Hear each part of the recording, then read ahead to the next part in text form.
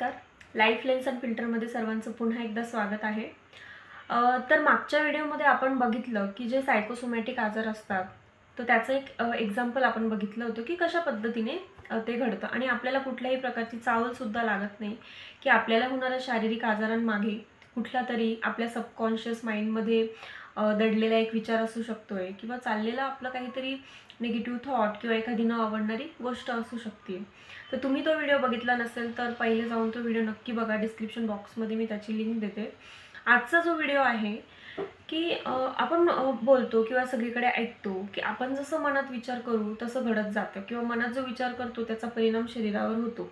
पण हा नक्की होतो कसा? असं काय घडतं शरीरामध्ये जेव्हा मनात एखादा विचार येतो तेव्हा शरीरात असं नक्की काय घडतं आणि त्याचा परिणाम शरीरावर होतो हे आपण अगदी सोप्या भाषेत आज समजून घेणार आहोत.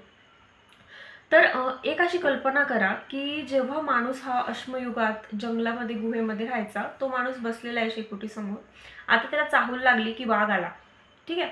आता जसं चाहूल लागली वाघ आला की त्याच्याकडे दोन पर्याय असतात. एक म्हणजे एक तर पळायचं किंवा एक तर लढायचं. ठीक आहे.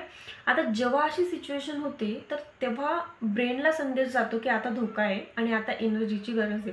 तर अशा वेळी काय होतं की आपल्या शरीरात जे रक्तातील साखरेचं प्रमाण आहे ते वाढवलं जातं आणि शरीराच्या 90% पेशी आपल्या शरीरात दुरुस्तीचं काम करत असतात. पण ज्यावेळी सिग्नल भेटतो की आता धोका आहे तर पेशी ते काम तात्पुरतं थांबवतात आणि पूर्ण जी एनर्जी आहे ती एका ठिकाणी एकवटायला लागतात. जसं की आता या सिच्युएशनमध्ये काय करायचं आहे, कोणती कमांड आपल्या हातापायांना द्यायचं आहे याचा विचार करण्यासाठी मेंदूकडे जास्तीत जास्त रक्तपुरवठा केला जातो. मग हा रक्तपुरवठा जेव्हा मेंदूकडे केला जातो तर बाकीच्या अवयवांचा रक्तपुरवठा हा कमी प्रमाणात केला जातो. जसं की आपली त्वचेकडे असेल, पचनसंस्था असेल, बाकीचे काही अवयव असतील त्याचा रक्तपुरवठा हा कमी केला जातो. ठीक आहे. दुसरी गोष्ट म्हणजे रक्तातील साखर वाढते. तर याने काय होतं की ठीक आहे, आता जेव्हा पूर्वी माणूस जंगलात राहायचा असा धोका होता आणि ही घटना झाली त्याच्यानंतर थोड्या वेळाने बॉडी आपल्या पूर्वस्थितीत यायची. जेव्हा धोका टळला, आता सगळं व्यवस्थित झालं वगैरे.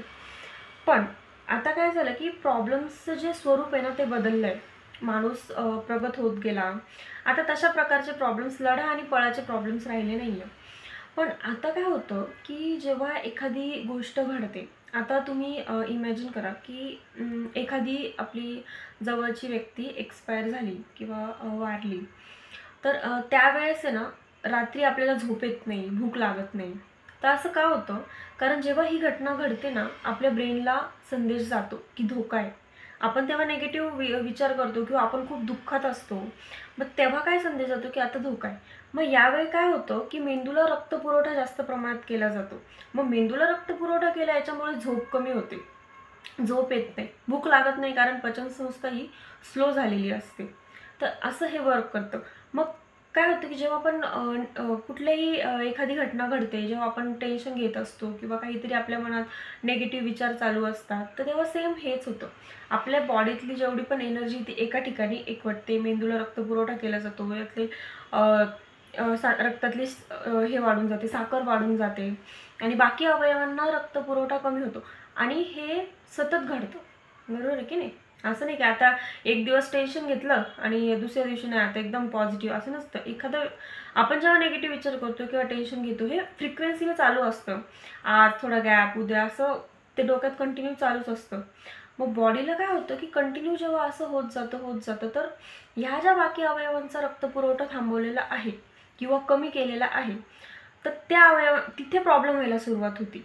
जेव्हा व्यक्ती या सिच्युएशनमधून जातो, कंटिन्यू फ्रिक्वेंटली हे घडत जातं तर त्याला वारंवार डोकेदुखी आणि मागच्या याच्यात जसं बघितलं आपण सर्दीचा आजार, सतत तोंड येणे किंवा हृदयविकाराचा झटका येणे, BP, शुगर, असे बरेचसे आजार आहेत. त्याच्यानंतर आपला दमा किंवा घसा दुखणे, टॉन्सिल सुजणे, अशा प्रकारचे आजार हे सतत व्हायला लागतात. पण यांचं कारण हे यापैकी एक सुद्धा असू शकते की आपण मनामध्ये काहीतरी निगेटिव्ह विचार करतोय.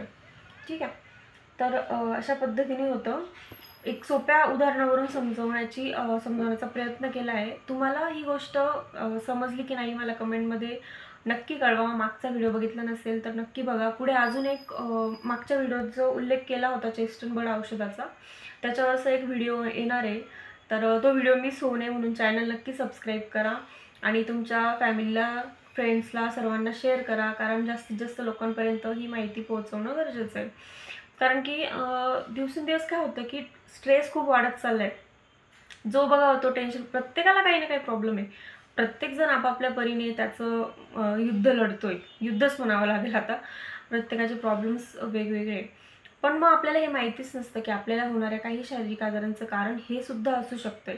आणि जेव्हा आपल्याला हे माहितीच नसतं, त्याच्यामुळे आपण त्या ट्रीटमेंटपर्यंत पोहोचत नाही.